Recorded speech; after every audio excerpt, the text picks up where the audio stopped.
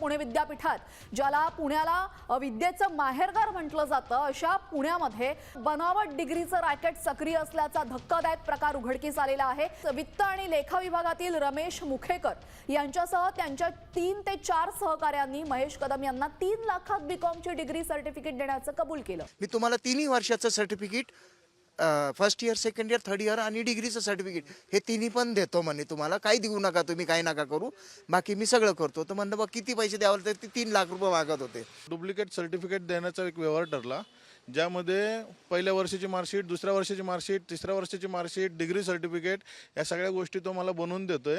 आणि ते देत असताना त्याच्यामध्ये त्यांनी मला 3 लाखाची मागणी केली, तर आमच्या 1.5 लाखामध्ये व्यवहार ठरला। पेपर फुटेज तर रॅकेट ओपन होते, पण हे तर डायरेक्ट एक्झाम न देता, कुठल्या कॉलेजला ॲडमिशन न घेता डायरेक्ट सर्टिफिकेट मिळवून देत आहे। साखळी जी आहे ती विद्यापीठामधली सक्रिय असण्याची शक्यता जी आहे ती वर्तवण्यात येते। पैसे घेऊन जर डिग्र्या विकत असतील तर हा अत्यंत धक्कादायक प्रकार आहे।